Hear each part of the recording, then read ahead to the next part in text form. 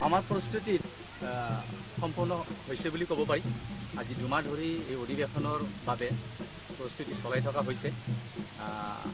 ৩-৪ তাৰিখ ফেব্ৰুৱাৰী আমাৰ এই অধিৱেশন দুদিনীয়া কাৰ্যসূচীৰে অনুষ্ঠিত কৰা হ'ব। ইতিমধ্যে প্ৰস্তুতি প্ৰায় সম্পূৰ্ণই হৈছে। কিমান মানুহক আপোনালোকে আদৰণি জনাইছে? মোটামুটি এই অধিৱেশনত আমি আশা কৰিছোঁ মোটামুটি 10,000 মানুহ এটা আমাৰ প্ৰতিদিনে 10,000 হ'ব। গতিকে এই 10,000 মানুহ আদৰি লোৱাৰ বাবে এটা ৰিচিপশ্যন কমিটিৰ ফালৰ পৰা যথেষ্ট আজি দুমাহ ধৰি তেখেতসকলৰ শ্ৰমদান দি আহি আছে। যিহেতু আমি ৰিকগনাইজ এটা কমিউনিটি বৰ্মন কছাৰীসকলে শিডিউল ট্ৰাইব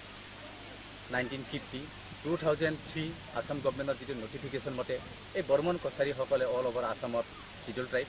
গতিকে এই শিডিউল ট্ৰাইব ষ্টেটাছৰ বিষয়ে আমাৰ ক'বলগীয়া একো নাই, কিন্তু ফেচিলিটিখিনি আমি এনজয় কৰিব পৰা নাই, সেইটো হ'ল দুৰ্ভাগ্যৰ বিষয়। আশা কৰিছোঁ নিশ্চয় আমি কম দিনৰ ভিতৰতে আমাৰ এই সমস্যাটো সমাধান হ'ব। ট্ৰাইবেল সংঘৰ হয়তো আমাৰ এইবিলাক সমস্যা সম্পৰ্কে আলোচনা চলি আছে। আমি খাগলাৰী দেৱকো আমি এই অধিৱেশনত মাতিছোঁ, তেখেতেও নিশ্চয় আহিব আৰু সমস্যাৰাজিৰ বিষয়ে তেখেতে বুজ লৈ নিশ্চয় সমস্যাটো সমাধান কৰাৰ কাৰণে নিশ্চয় তেখেতে এটা পদক্ষেপ ল'ব বুলি আমি আশাবাদী।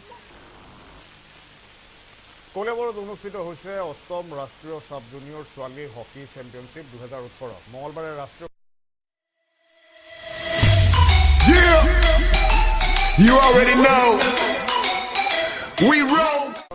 ডাঙৰীয়াই তেখেতে ঘোষণা কৰি থকা দেখা গ'ল আৰু সেই বিষয়ে যথেষ্ট ইয়াত আচলতে এটা ভাবনিলগীয়া অৱস্থাৰ সৃষ্টি হৈছে বুলি ক'ব লাগিব, কাৰণ জাতীয় সংগীতক অপমান কৰা যেন হৈছে।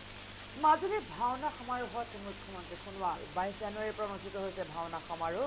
মণিকাঞ্চন ৰংগক্ষেত্ৰত অনুষ্ঠিত হৈছে এই ভাওনা সমাৰোহ। মুখ্যমন্ত্ৰী সোণোৱালে আনুষ্ঠানিকভাৱে উদ্বোধন কৰে এই ভাওনা সমাৰোহৰ। মই ভাওনা চাইছিলোঁ আগৰ পৰাই ভাল পাওঁ। ভক্তিভাৱেৰে এই অনুষ্ঠান পৰিচালিত হয়, এইটোৱে আটাইতকৈ ডাঙৰ ইয়াৰ উল্লেখযোগ্য দিশ। এই দিশটো নতুন চামটোৱে আয়ত্ব কৰাটো অত্যন্ত দৰকাৰী, তেতিয়া আমাৰ সমাজত শান্তি সমন্বয় সম্ভৱ। নিশাৰ খবৰটো ইমানেই। ধন্যবাদ। শুভৰাত্ৰি।